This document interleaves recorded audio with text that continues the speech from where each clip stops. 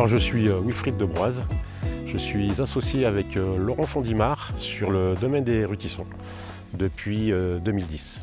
On est en bio depuis 2015 et depuis 3 ans, nous avons tendance à aller vers une agriculture en biodynamie.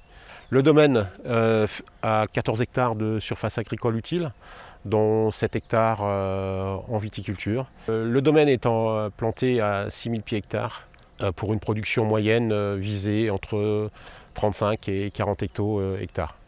Actuellement, nous revendiquons à peu près 80% en IGP Isère, 10% en AOC Savoie et 10% en VSIG. Le domaine est essentiellement planté en cépages autochtones, principalement des cépages qui étaient plantés dans la vallée du Grésivaudan. Au niveau climat, on est sur un climat semi-continental avec des influences montagnardes.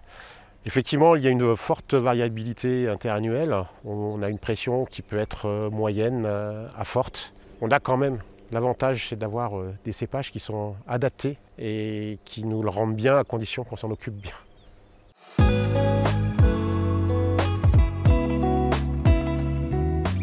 Le début des traitements est généralement dépendant de l'hiver que l'on vient de passer.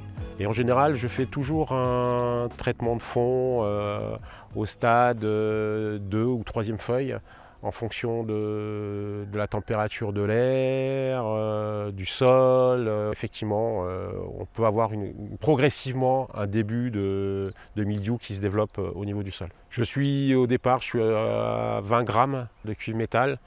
Je monte jusqu'à 60 grammes de cuivre métal pur jusqu'au stade 5-6 feuilles étalées. Et puis tout doucement, progressivement, en fonction de la pression aussi météorologique. Et je monte à 120 grammes. Je fais plusieurs traitements, plusieurs passages à 120 grammes. Et puis lorsque le feuillage est vraiment bien développé, lorsque la vigne est en pleine maturité, on va dire, au niveau de son feuillage et de densité, à ce moment-là, je monte, je suis à 240 grammes. Et s'il y a vraiment de grosse pression, je vais jusqu'à 360. Donc lorsque j'ai décidé de baisser mes intrants cuivre sur le domaine, au départ, je me suis basé sur les principes élaborés par Optidose.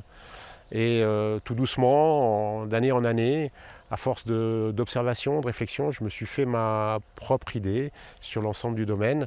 Je suis allé encore un peu plus loin pour réduire mes intrants. Concernant les prises de décision au niveau des traitements, sur le domaine, notre particularité, c'est qu'actuellement, l'éloignement entre 2 parcelles est de 15 km. Donc il faut raisonner soit globalement en termes de traitement lorsque la pression est forte. Lorsque la pression est plus faible, à ce moment-là, je peux plus raisonner en termes d'îlots ou de secteurs. J'utilise 2 types de cuivre, des sulfates de cuivre sous forme liquide avec ajout de terpènes qui nous permettent d'avoir un moindre lessivage par rapport à une bouillie classique. Et puis en fin de saison, il m'arrive d'utiliser des sulfates de cuivre sous forme de poudre.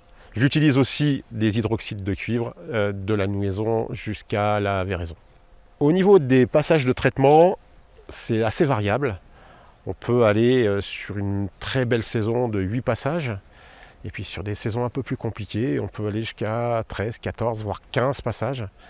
Sur le domaine, effectivement, nous utilisons des PNPP sous différentes formes, en extrait fermentaire, décoction, tisane, notamment en début de saison de l'ortie qui est plutôt éliciteur. J'utilise aussi de la prêle, de l'aquilée millefeuille, de l'écorce de chêne, du saule. Nous faisons une silice, autrement dit une 501. Sur le domaine, nous n'avons pas de dynamiseur, mais nous co-dynamisons avec des copains vignerons. Pour la plupart des PNPP, nous les achetons en commun.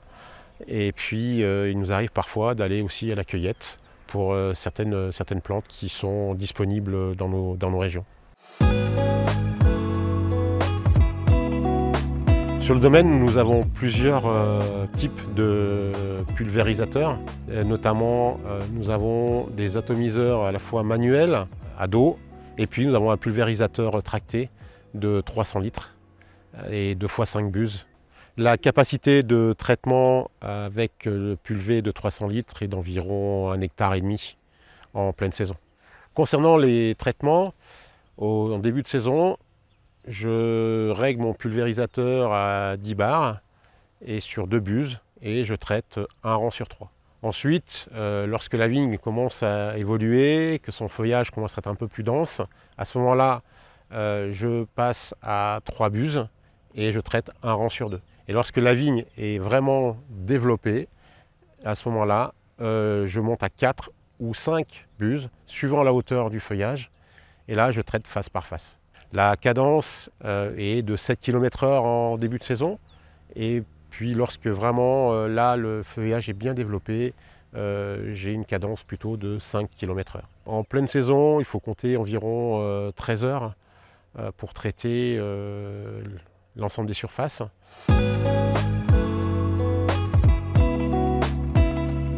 Les 3 principaux leviers de réduction du cuivre, déjà avoir du matériel adéquat, performant et bien entretenu pour avoir la meilleure qualité possible de pulvérisation et puis surtout ne rater aucun traitement.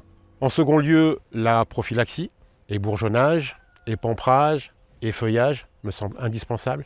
Et puis une chose qui a pour moi une grande importance, la gestion de l'enherbement.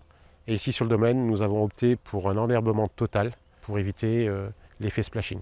Les avantages de notre stratégie ont permis d'une part la réduction de 50% des intrants cuivre, de se rendre compte que l'utilisation des PNPP était probante, et le troisième point, la limitation des coûts intrants à l'achat. Notre stratégie base intrant nous est propre. Il n'est pas dit que dans une autre région, elle puisse être adaptée. Et enfin, une des dernières limites à notre stratégie, cela serait de revoir le matériel de pulvérisation afin de limiter le temps de travail. Alors, si j'avais des conseils à donner à un vigneron qui souhaiterait se diriger vers une viticulture bio, je lui dirais dans un premier temps d'avoir confiance en ce qu'il fait, d'aller à la rencontre d'autres vignerons.